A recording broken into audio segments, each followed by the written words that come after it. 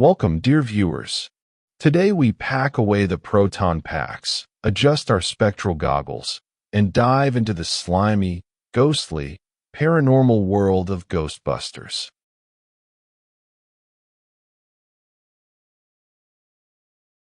For this investigation, I have the honor, or maybe the slight risk of electrocution, to welcome a presence as brilliant as she is unpredictable, Jillian Holtzman, the wildest engineer in the ghost hunting world.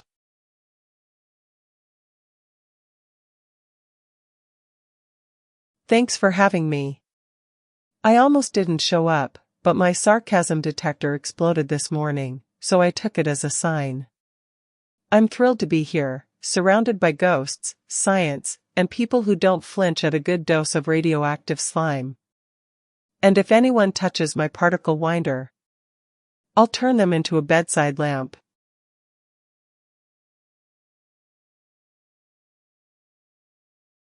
If you're watching this video, congratulations, you've just made contact with an unidentified visual entity.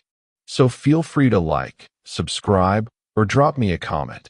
Even if you're a ghost, a spirit, or just a future viewer stuck in a time loop. Every interaction matters, especially the ones that go slime in the algorithm.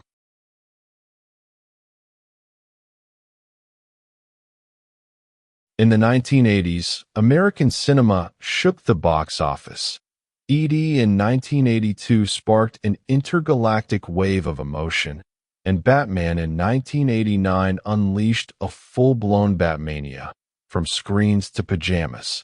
But between those two giants, another phenomenon emerged in 1984, Ghostbusters. Not quite sci-fi, not pure comedy, not horror either. It's a joyful paranormal cocktail, led by sarcastic ghost hunters and special effects that go boo with flair. In 1989, Ghostbusters 2 arrived. The audience showed up, but the magic had faded. The film was tamer, smoother, and above all, more commercial. Ivan Reitman admitted Columbia wanted a toy-friendly product. Bill Murray wasn't having it. Shaky script, rushed studio, he walked out. Without him, no credible sequel. The saga went into hibernation, like a ghost trapped in a containment unit.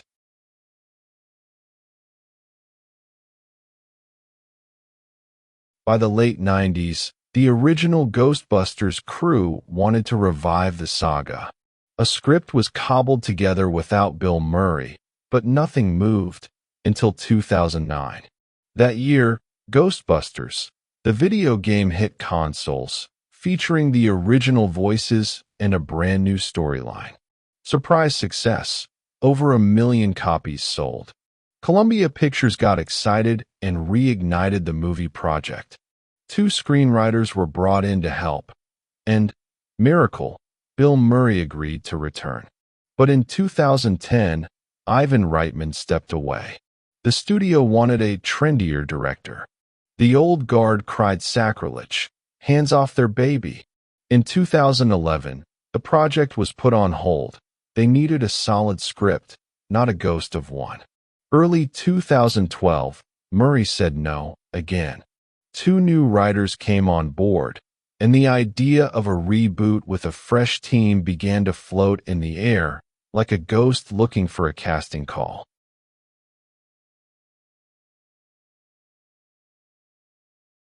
Eventually, Bill Murray's legendary stubbornness pushed the team to consider a sequel without him.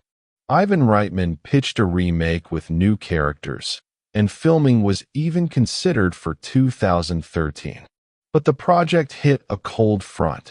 Harold Ramis, aka Egon Spengler, the team's brain, passed away. Reitman, deeply affected, stepped down as director, but stayed close as producer, like a friendly ghost watching over the script.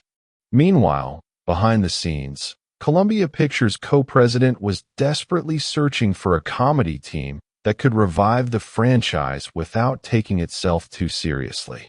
In 2014, she found her champion, Paul Feig, king of comedy, was hired to reboot the series.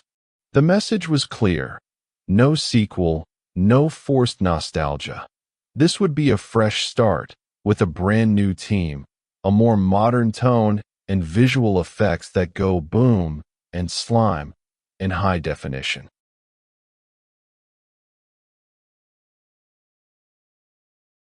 Columbia Pictures wanted to reignite the flame, bring back the iconic ingredients of the original Ghostbusters: snappy jokes, glowing ghosts, and that team spirit that goes slime, but with a more modern look. Thanks to the wizards at ImageWorks and MPC, the studio bet on visuals that flash, swirl, and explode in high definition.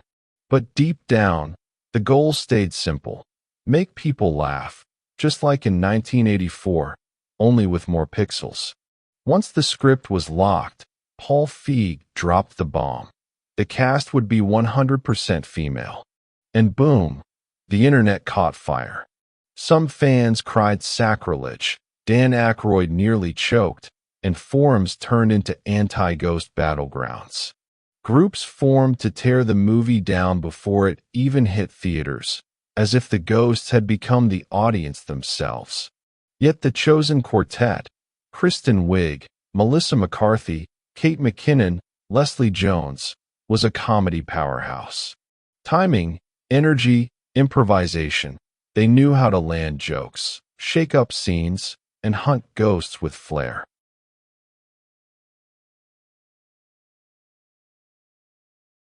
Dear Jillian, you get along just fine with the two newcomers. And together, you go freelance to launch Ghostbusters. As for that ghost in the subway, let's just say he missed his transfer to the afterlife. Exactly. 3 brains, 1 lab, and an illegal amount of slime. That's all it took to launch our business. We hunt ghosts, we fix dimensional portals, and we design our own logos. The subway? Oh, that one. He just wanted to haunt rush hour. We caught him between two mind the closing doors announcements. Yeah, you're kind of the mad scientist of the ghost hunting crew, right?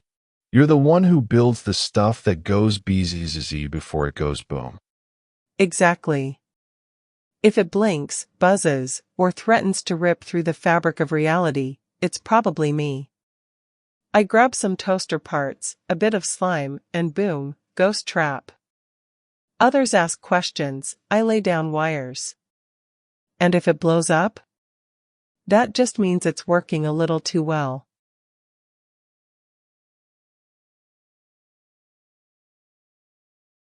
After 27 years of waiting, Ghostbusters returned with backup: Chris Hemsworth, Charles Dance, Andy Garcia, and even cameo roles for the original cast.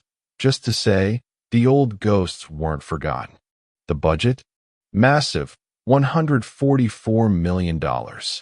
A true blockbuster, packed with effects that go boom, slime, and proton laser in Dolby. The film pulled in $230 million worldwide, ranking 35th at the global box office in 2016. Not bad, but not enough to cover Columbia Pictures' ambitions. On the awards side, the film scored Saturn nominations: Best Fantasy Film, Best Supporting Actress. But behind the scenes, things got murky. Sony Pictures CEO announced by opening weekend that no sequel was planned.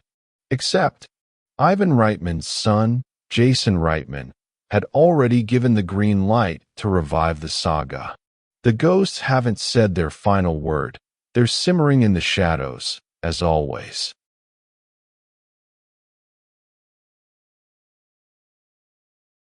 Still, Columbia brought out the big guns, the best in comedy, Sony's 2 top visual effects companies, and a budget big enough to make a giant marshmallow blush.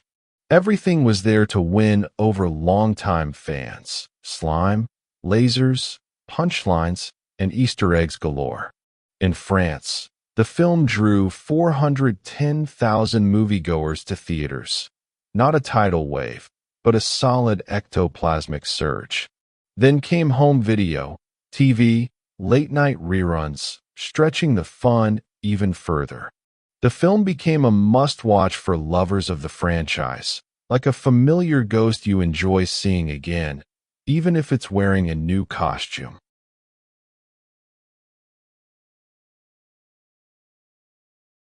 Ghostbusters is a comedy, sure, but not just that.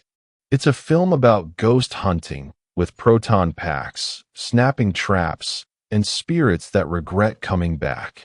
It's also a feminist movie, where the heroines take charge, grab the gadgets, and sometimes make absurd decisions, but always with flair.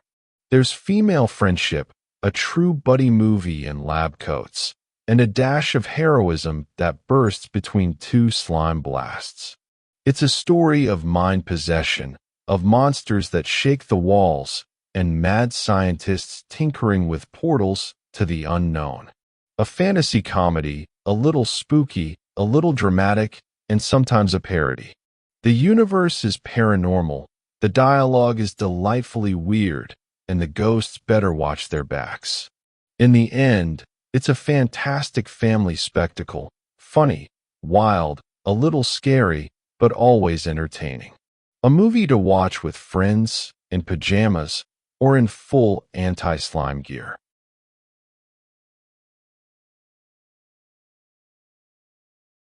And about Kevin, the receptionist, it's pretty clear you've got a soft spot for him.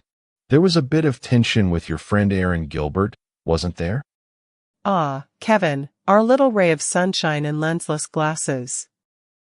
I do like him, yeah. He reminds me of a puppy that swallowed a yoga manual. Erin? Let's just say she prefers neatly organized brains.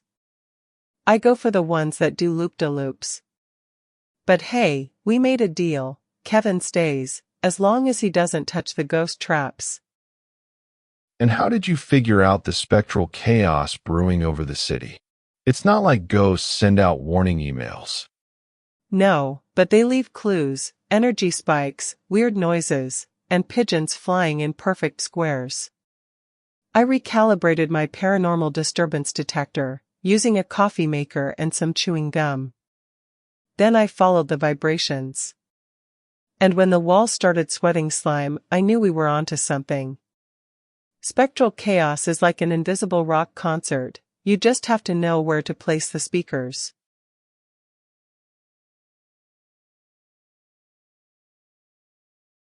The portal is open, the spirits are awake, and the proton packs are fully charged. No more warm-up. We're diving into the heart of the paranormal, where ghosts pull faces and scientists work miracles. What the film summons, what it whispers to the entities, this is where it begins. Let the critique begin.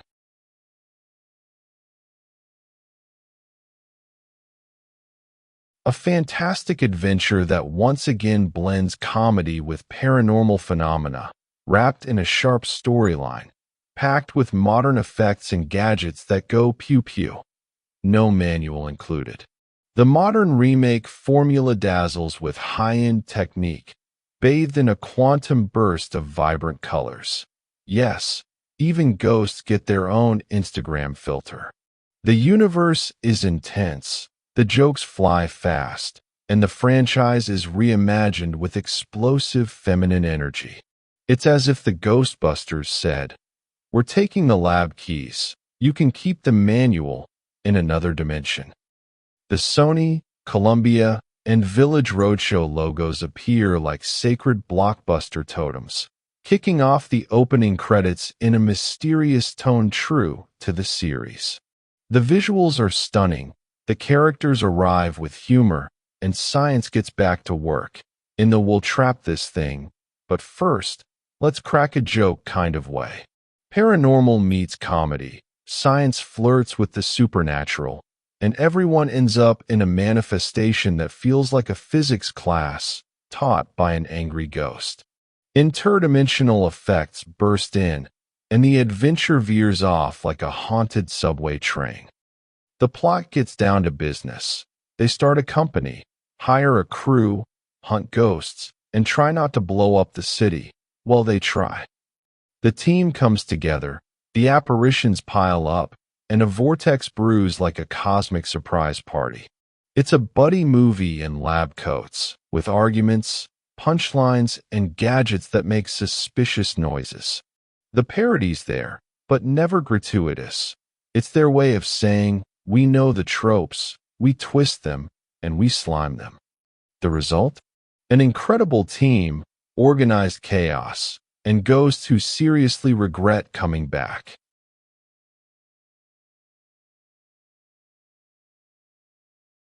The company's growth is, let's say, handcrafted.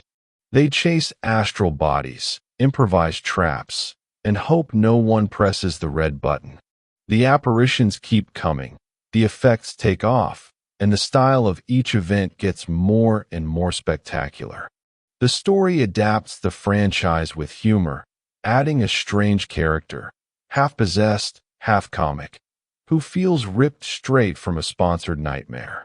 The pacing is bold, the clues stack up, and their first supernatural case launches the business like a haunted rocket. The saga's mechanics unfold like a ghost-hunting manual rewritten by mad scientists. Every twist in the story wraps around the confrontation, and paranormal phenomena spiral into a tornado of unsettling elements. The team dives into a strange maze, uncovers revelations, and stumbles upon a Machiavellian plan that reeks of occult catastrophe. The chaotic dimension bursts open, the effects explode, and the franchise's style is reborn with unapologetic visual fury. In short, it slimes, it screams, and it goes boom, but with flair. The final showdown dives into wild delirium, blending horror and humor in a fireworks display of spectacular effects. The cataclysm looms, the battle is epic, and the film unfolds like ghost hunting on steroids. Comedy and fantasy intertwine with impressive pacing, each apparition triggers a stunning effect, and the characters shine in a world that feels real, even when everything goes haywire. In the end, Ghostbusters becomes a fantastic family spectacle, funny, strange, and proudly haunted.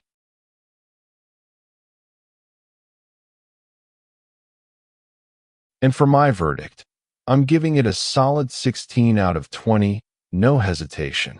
And I'll admit, it's a big personal favorite.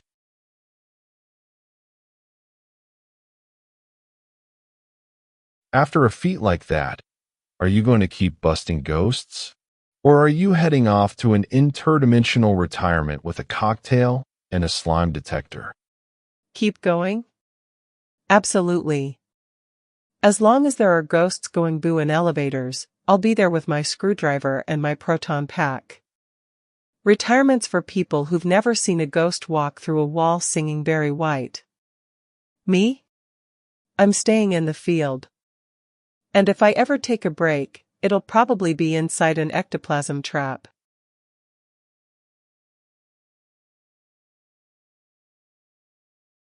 And that's a wrap.